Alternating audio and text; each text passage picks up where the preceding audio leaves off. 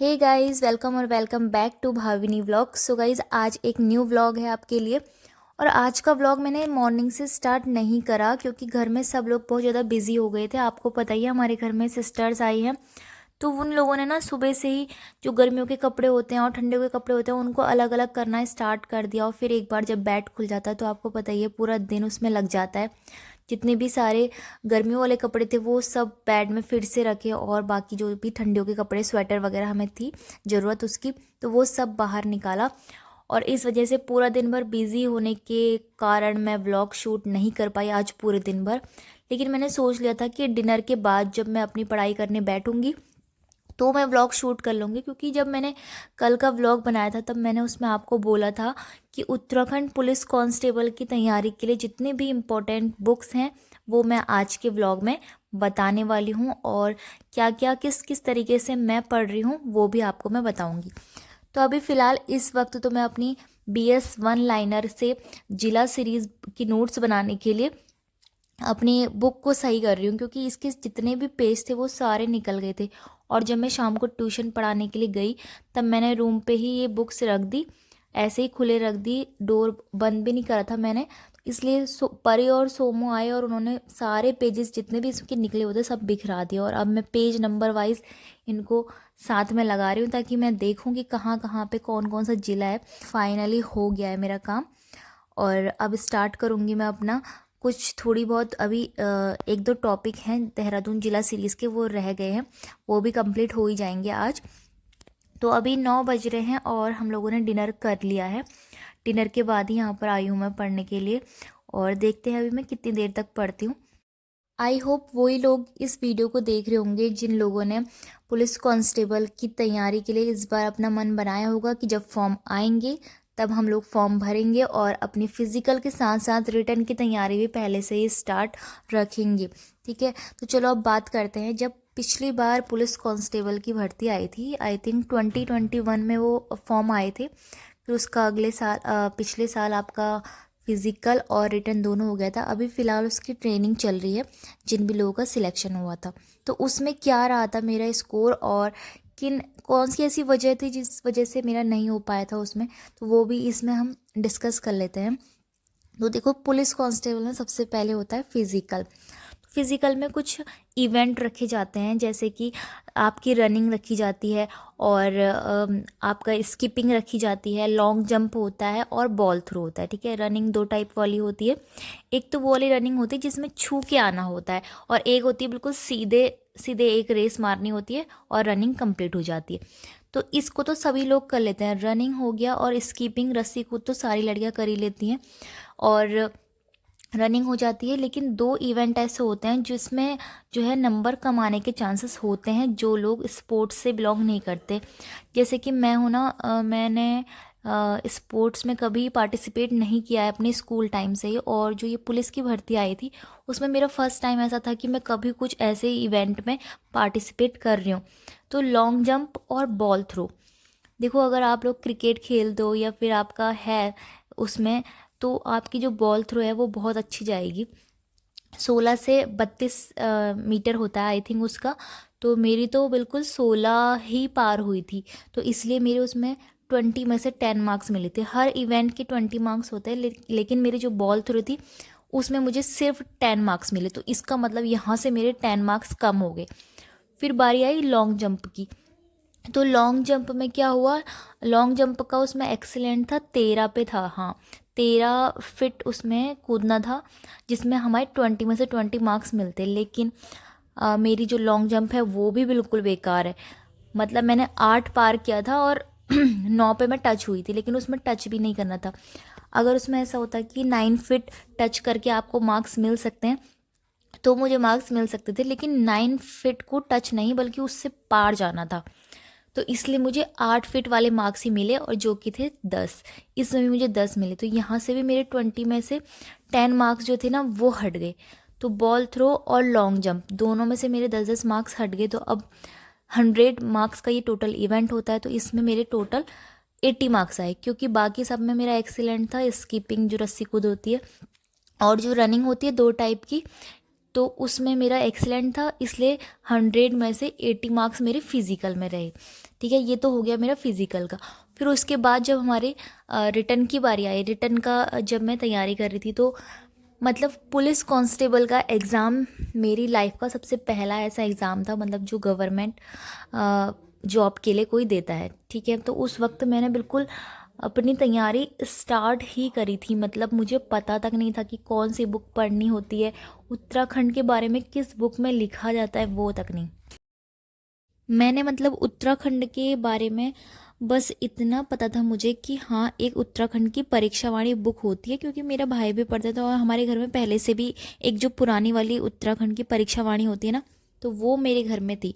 तो फिर उसके बाद क्या हुआ, मैंने जल्दी से उसका एक जो नया एडिशन होता है वो ख़रीदा और उसमें से जो बेसिक बेसिक चीज़ें हैं वो पढ़ना स्टार्ट कर दी। यहाँ तक कि मैंने बिल्कुल शुरू से पढ़ना स्टार्ट ही किया था, जिले और उसके बारे में, उसके अंदर कौन कौन से मंदिर है, जो मेन मेन पर्यटक स्थल होते हैं, त्योहार, नदियाँ, ताल, ऐसे जो बेसिक बेसिक चीज़ें होती हैं उनको मैंने पढ़ना स्टार्ट किया था। और अभी ये सिर्फ पढ़ना स्टार्ट किया था, ना कि उनको बिल्कुल याद करना और कंठस्थ कर लेना, ऐसा कुछ नहीं। बिल्कुल ऊपर ऊपर से मैंने पढ़ना स्टार्ट किया था। और फिर उस वक्त मैं ये सोच रही थी, क्योंकि 100 में से मेरे 80 मार्क्स थे और ऐसा तो है नहीं कि मैं फ़र्स्ट टाइम परीक्षावाड़ी पढ़ूं और फिर उसके बाद रिटर्न में भी मेरे बिल्कुल 80 ही मार्क्स आ जाए, जिससे मेरी मेरिट में 160 मार्क्स से मेरिट लग जाए। और यहाँ तक कि जो EWS का स्कोर रहा था वो आई थिंक 165 या फिर 168 ऐसे ही कुछ रहा था। EWS वालों का शायद 165 था 200 में से। तो इसके लिए मुझे 85 मार्क्स लाने होते रिटर्न में, लेकिन ऐसा कुछ हो नहीं पाया था। तो मेरी जितनी भी तैयारी थी वो सब बेसिक बेसिक थी। और हिंदी का जो मेरा था वो मैंने हिंदी व्याकरण मैंने ठीक से पढ़ी थी, लेकिन जो हिंदी साहित्य थी वो मैं फ़र्स्ट टाइम पढ़ रही थी। हिंदी साहित्य मैंने कभी नहीं पढ़ी थी, और जितनी भी मैंने हिंदी साहित्य पढ़ी थी वो सारी मैंने लूसेंट की बुक से पढ़ी थी, जो लास्ट में पीछे हिंदी साहित्य होती है वहाँ से ही पढ़ी थी। बाकी व्याकरण वगैरह तो मेरी सब सही थी। तो हिंदी की वजह से और उत्तराखंड का जो मैंने परीक्षावाणी से बेसिक पढ़ा था वो, और रीजनिंग तो मैं पहले से ही सॉल्व करती आ रही हूँ, तो रीजनिंग के क्वेश्चन भी मेरे कोई गलत नहीं हुए थे, रीजनिंग तो सही थी मेरी। तो रीजनिंग के आए थे, आई थिंक उसमें 7-8 क्वेश्चन आए थे, हाँ रीजनिंग के। तो वो बाकी जो करंट अफेयर थी ना, उस वक्त मैं करंट अफेयर पे इतना ध्यान नहीं देती थी, क्योंकि मुझे पता था कि मेरा जो बेसिक सब्जेक्ट है, जो उत्तराखंड जीके है और जो लूसेंट वाली जीके है, वही सब मेरा क्लियर नहीं था। तो फिर मैं करंट अफेयर पे ध्यान देके क्या करूँगी, क्योंकि अभी तो मुझे बेसिक अपना बेस क्लियर करना है कि उत्तराखंड जीके आ जाए मुझे, और हिंदी आ जाए, साथ में थोड़ी थोड़ी बहुत वाली जीके भी आ जाए। और बाकी जो प्रैक्टिस सेट वाला सीन होता है वो मुझे उस वक्त क्लियर नहीं था कि प्रैक्टिस सेट कैसे करते हैं या फिर मॉक टेस्ट कहाँ से देने होते हैं। प्रैक्टिस सेट और जो टेलीग्राम में क्विज आती हैं वो कैसे करनी थी, उस वक्त मैंने टेलीग्राम भी डाउनलोड नहीं किया था, और मुझे पता भी नहीं था कि टेलीग्राम कैसे चलाते हैं और उसमें किस तरह की चीज़ें आती है। और टेलीग्राम मैंने इसी साल, यहाँ तक कि पुलिस कांस्टेबल की भर्ती के बाद भी मैंने टेलीग्राम डाउनलोड नहीं किया था। तो यूट्यूब चैनल की वजह से जो भी मुझे PDF देनी होती है, तो मैंने सुना है कि टेलीग्राम ग्रुप में उसको भेज सकते हैं, इसीलिए मैंने यूट्यूब की वजह से टेलीग्राम को इसी साल डाउनलोड किया और फिर उसके बाद उसमें चैनल बनाया। फिर मैंने देखा कि वहाँ पे क्विज होती हैं, तो आजकल मैं क्विज भी करती हूँ, और क्विज करने से हमें पता चल जाता है कि हमारा लेवल क्या है प्रिपरेशन का, क्योंकि वहाँ पे बहुत सारे बच्चे होते हैं जो कि प्रिपरेशन कर रहे होते हैं और क्विज़ भी देते हैं साथ में, तो समझ में आ जाता है कि आपका लेवल क्या है और किस तरह के क्वेश्चन है, तो वो सब समझ में आ जाता है। तो फिलहाल जब मैंने ये सारा अपना बेसिक थोड़ा थोड़ा बेस पढ़ के जब पुलिस कांस्टेबल का एग्ज़ाम दिया था, तो मेरे रिटर्न में मार्क्स आए थे 68 मार्क्स मेरे रिटर्न में आए थे। वैसे जब मैंने काउंट करे थे तब मेरे 65 आ रहे थे, लेकिन फिर जब वो फाइनल रिज़ल्ट आता है तो फिर उसमें आंसर की वगैरह में देख के 68 मेरे मार्क्स आ रहे थे। तो देखो फिज़िकल में मेरे 80 मार्क्स थे और जो रिटर्न था मेरा उसमें 65 मार्क्स थे, तो इन दोनों को ऐड करके मेरे 148 मार्क्स हो रहे थे।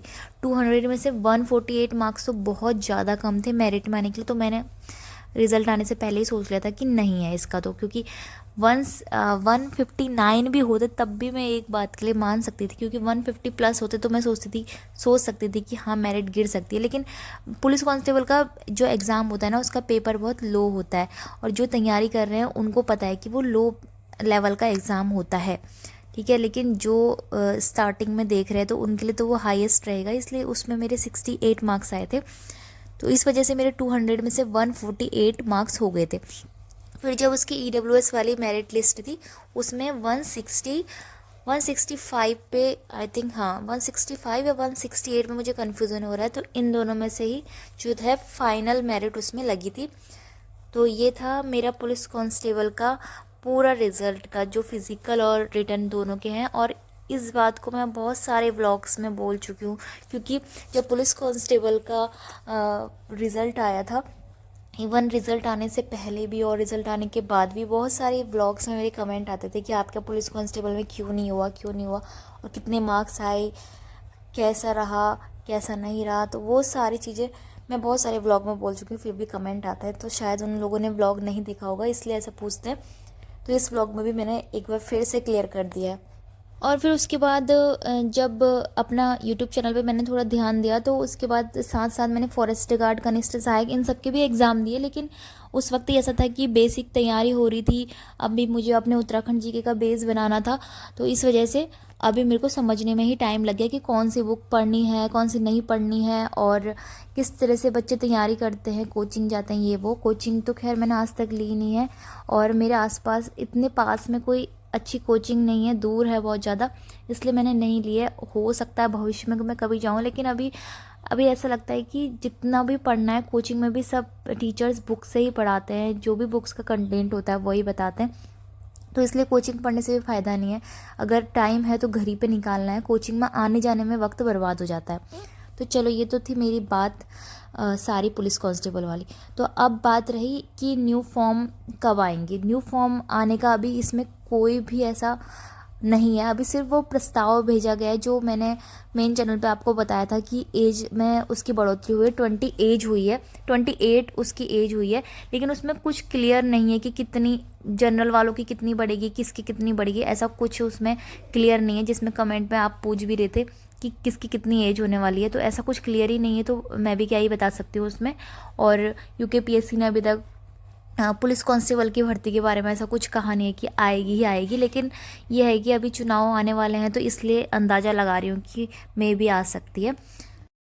तो फ्रेंड्स, अब मैं ये बताती हूँ कि आपको कि कौन कौन सी बुक्स मैं पढ़ रही हूँ। अब मैं ये नहीं बोलूँगी कि आप भी ऐसा ही करो, लेकिन मैं अपना थोड़ा सा बता देती हूँ कि इस बार का मेरा ये होने वाला है कि परीक्षा वाणी में से जो आगे के वन लाइनर होते हैं मैं वो पढ़ने वाली हूँ, जो बिल्कुल वन वन लाइन में लिखे रहते हैं ना, पॉइंट से बिल्कुल शुरुआत में, जो स्टार्टिंग में है परीक्षा वाणी के, वो। साथ में BS वन लाइनर तब पढ़ लें आप जब आपके पास कोई और बुक ना हो और आपको फटाफट रिवीजन करना हो अपना। और सबसे इम्पोर्टेंट तो है प्रैक्टिस सेट। आप टेलीग्राम पे जाइए, वहाँ इतनी सारी चैनल में क्विज़ आती हैं, उसको सॉल्व करिए। क्विज़ से आपको बहुत ज़्यादा हेल्प मिलती है, और क्विज़ के साथ जो जो वो एक कीज़ भी दी रहती है ना, जो इम्पोर्टेंट नोट्स दिए रहते हैं, वो आपको अदर क्वेश्चन की भी तैयारी करवा देते हैं। तो देखो, परीक्षा वाणी में हर चैप्टर को इतना डिटेल से पढ़ने की ज़रूरत नहीं है। अगर आप न्यू स्टूडेंट हैं तो आपको करना ही पड़ेगा, परीक्षा वाणी भी पढ़नी पड़ेगी। लेकिन अगर आप मेरी तरह एक साल आपको हो गया है पढ़ाई करते हुए, तो आपको परीक्षा वाणी ऐसे पढ़ने की ज़रूरत नहीं है। आपको जो वन वन लाइन में नोट्स दे रखे हैं वो, और साथ में करंट अफेयर सबसे ज़्यादा इंपॉर्टेंट है। करंट अफेयर पढ़ें, आप कैसे भी करके पढ़ें। इस साल की तो पूरी पढ़ें, जनवरी से लेके अभी जब तक आपका फॉर्म नहीं आ जाता है, विज्ञापन नहीं आ जाता, तब तक आप अपनी करंट अफेयर पढ़ते रहें, चाहे जहाँ से भी पढ़ रहे हैं, न्यूज़पेपर पढ़े, कहीं से भी। तो जनवरी से लेके पूरे इस साल की करंट अफेयर के नोट्स ही बना लें, ताकि आप एग्ज़ाम देने से पहले उसका रिवीजन कर सकें। क्योंकि करंट अफेयर सबसे ज़्यादा इंपॉर्टेंट होती है, बच्चे उस पर ध्यान नहीं देते। रीजनिंग के 7-8 क्वेश्चन आते हैं, बहुत ही इजी लेवल की वो रीजनिंग होती है। आप देख लें कौन कौन सी रीजनिंग के आता है, जैसे पास से कैलेंडर, ऐसे बहुत ही इजी वाले रीजनिंग आती है, उसकी प्रैक्टिस करें। और अजय रावत की बुक से आप हिस्ट्री पढ़ें। वैसे बुक से आप पढ़ेंगे तो आपको बहुत ज़्यादा टाइम लग जाएगा, अगर आपके पास नोट्स हैं तो आप पढ़ सकते हैं। जैसे कि उसमें चंद्रवंश, पवार वंश, जितना भी कत्यूरी वंश, ये सब दिया गया है ना, इसके नोट्स अगर आपके पास हैं तो वो ज़्यादा सबसे ज़्यादा बेस्ट रहेगा। क्योंकि मैंने जो भी है अजय रावत के नोट्स ही बनाए हैं। जैसे कि आपने मेरे मेन चैनल पे देखा होगा कि मैंने चंद्र राजवंश के नोट्स बनाए हैं। अभी मैंने सिर्फ चंद्र राजवंश के ही शेयर करे हैं। अगर आपने वहाँ से देखने तो आप वहाँ से जल्दी से शॉर्ट में पढ़ सकते हैं, और पूरी कहानी को मैंने अच्छी तरह बता रखा है ताकि याद हो जाए, ठीक है। तो आप वहाँ से देख सकते हैं। मैं आपके कमेंट में दे दूँगी या तो लिंक, या फिर डिस्क्रिप्शन में आपको कहीं से भी मिल जाएगी। वैसे तो आप लोग टेलीग्राम ग्रुप में जुड़े होंगे, अगर नहीं जुड़े तो वहाँ से भी जुड़ जाएँ, और वहाँ मैं अपने जितने भी नोट्स होते हैं हैंड रिटन वो सब शेयर करते रहती हूँ। तो ये हो गया। और क्या है इसमें, हिंदी, हाँ हिंदी ग्रामर, हिंदी व्याकरण तो आप बिल्कुल कंठस्थ कर लीजिए। हिंदी व्याकरण में आपका एक भी क्वेश्चन गलत नहीं होना चाहिए, ठीक है। जो तत्सम तद्भव शब्द और पर्यायवाची शब्द, विलोम शब्द, इसमें गलती करते हैं वो नहीं होना चाहिए बिल्कुल। जितना ज़्यादा से ज़्यादा हो सके उनको याद करें, और जो शब्द होते हैं जैसे कि चाकू कौन सी भाषा का शब्द है, ऐसे ज़रूर याद कर लें। हिंदी साहित्य, हिंदी व्याकरण को क्लियर करने के बाद आप हिंदी साहित्य की ओर बढ़ना, क्योंकि हिंदी साहित्य से ही बहुत ज़्यादा मार्क्स कटते हैं, क्योंकि हम लोग हिंदी साहित्य पे बिल्कुल ध्यान नहीं देते हैं। बहुत ज़्यादा इम्पोर्टेंट है। और क्या होता है उसमें, और आपकी जो लूसेंट वाली जीके है उसको तो आपको पढ़ना ही है। और पता है लूसेंट वाली जीके में से पुलिस कांस्टेबल का पेपर इतना ज़्यादा हाई लेवल का नहीं आता है। लूसेंट में जितने भी वो पिंक बॉक्स होते हैं वो पढ़ें, और अभी तो विज्ञापन भी नहीं आया, तो अभी तो बहुत टाइम है। जितनी भी वो पीछे की विविध होती है ना लूसेंट में, पिंक कलर के बॉक्स में विविध तथ्य दिए रहते हैं, जो भारत में प्रथम महिला, भारत में प्रथम पुरुष, ये सब पढ़ें, ठीक है। ये सब आपको लूसेंट से सबसे पहले पढ़ना है। फिर उसके बाद जब आपके पास टाइम बचेगा, जब आप सारे पिंक बॉक्स क्लियर कर लोगे, तब उसके बाद आप लूसेंट को डिटेल में पढ़ सकते हो। लेकिन अभी आपको सिर्फ परीक्षा वाणी से वन लाइनर, लूसेंट से पिंक वाले बॉक्स, और हिंदी व्याकरण को तो बिल्कुल पूरा अच्छी तरह पढ़ना है। संधि वगैरह सब पढ़नी है, और हिंदी साहित्य पढ़ना है अच्छी तरह। हिंदी को तो मतलब पूरा डिटेल में पढ़ना है, ठीक है। हिंदी के साथ कोई कॉम्प्रोमाइज़ मत करना। और करंट अफेयर आपको जनवरी 2023 से लेके आज तक की पूरी अच्छी तरह पढ़नी है। बार बार अगर आप पढ़ोगे, अदर चैनल्स के साथ पढ़ोगे, तो आपको सेम क्वेश्चन ही बार बार रिपीट होते हुए दिखाई देंगे, ठीक है। और उत्तराखंड के करंट अफेयर की एक प्लेलिस्ट है मेरे मेन चैनल पे, अगर आप वहाँ से देखना चाहते हो तो देख सकते हो, क्योंकि मैंने हैंड रिटन नोट्स बना रखे हैं। बाकी अगर आपको जहाँ से भी सुटेबल लगता है, आप जहाँ से भी डेली पढ़ते हैं, आप वहाँ से पढ़ सकते हैं। और इसके बाद है आपका प्रैक्टिस सेट। आपको किसी भी चैनल में प्रैक्टिस सेट मिलते हैं, आपके कोचिंग में मिलते हैं, या फिर आपको टेलीग्राम में प्रैक्टिस सेट मिलते हैं, तो प्रैक्टिस सेट ज़रूर सॉल्व करें। प्रैक्टिस सेट सॉल्व करने से हमें बहुत से क्वेश्चन हैं जो हमारे अचेतन मन में जाके वो वहाँ पर याद हो जाते हैं। हमें ऐसा लगता है कि हमें याद नहीं हो रहे हैं, लेकिन वो याद रहते हैं उनके। कभी कभी हमें ऑप्शंस याद हो जाते हैं, तो वहाँ से बहुत ज़्यादा हेल्प मिलती है। और साथ में एक इम्पॉर्टेंट बात कि आपके जितने भी उत्तराखंड के जो बेसिक चीज़ें होती है ना, जैसे नदी, ताल, ताल तो हमेशा आते हैं, मंदिर, त्योहार, और जो जनजातियाँ होती हैं उनके बारे में, उनके त्योहारों के बारे में, इस ऐसी जो चीज़ होती है ना बेसिक वाली, ये चीज़ें बिल्कुल आपको अच्छी तरह आनी चाहिए। अगर आप न्यू स्टूडेंट हैं तो आप सुन लें, और बाकी जो 1 साल, 2 साल, 3 साल ऐसे तैयारी कर रहे हैं उन लोगों को तो ये सारी चीज़ें पता ही होगी, उन लोगों को तो क्या ही इसको सुनने की ज़रूरत है। लेकिन जो न्यू स्टूडेंट है उनको ये सब पता होना चाहिए कि बहुत ज़्यादा ईजी लेवल का एग्ज़ाम है वो, इसीलिए उसमें जितना भी आप बेसिक अपना क्लियर करेंगे वो ज़्यादा इम्पोर्टेंट रहने वाला है। तो फ्रेंड्स, इस वीडियो में इतना ही। अब मैं भी पढ़ाई कर लेती हूँ अपनी, और जैसे ही देहरादून जिला सीरीज़ पूरी होगी मैं अपने मेन चैनल में आपको ज़रूर इसको प्रोवाइड कराऊंगी, और पीडीएफ भी आपको टेलीग्राम ग्रुप में मिल जाएगी। आज तक मैंने सभी जिला सीरीज़ की पीडीएफ वहाँ पे दी हैं। जितने भी मेरे हैंड रिटन नोट्स होते हैं वो सभी टेलीग्राम ग्रुप में आपको मिल जाते हैं, ठीक है, वीडियो अपलोड होने के बाद, तो आप वहाँ से देख सकते हैं। और आप लोगों ने इतना सुन लिया है मुझे, तो उसके लिए बहुत ज़्यादा थैंक यू आप लोगों का। और आप लोग भी अपनी प्रिपरेशन करें। ऑल द बेस्ट आपके आने वाले किसी भी एग्ज़ाम्स के लिए, और तैयारी अपनी कंटिन्यू रखें, बीच में छोड़े नहीं, और एक दिन भी अपना स्किप ना करें। चाहे फिर आप 15 मिनट के लिए या फिर आधे घंटे के लिए पढ़ते हैं, लेकिन अपनी पढ़ाई को कंटिन्यूस करें। Thank you so much. और इसी तरह से ब्लॉग आते रहेंगे। और अगर आपको कोई भी इसमें दिक्कत है, और कोई भी क्वेश्चन आपको पूछना है पुलिस कांस्टेबल की तैयारी से रिलेटेड, वो आप कमेंट में पूछ सकते हैं। उस पर मैं नेक्स्ट व्लॉग बना दूंगी, या फिर मैं आपको कमेंट में उसका रिप्लाई करूंगी। सो इस व्लॉग को यहीं पर एंड करते हैं। मिलते हैं अब नेक्स्ट व्लॉग में, तब तक के लिए bye bye and take care.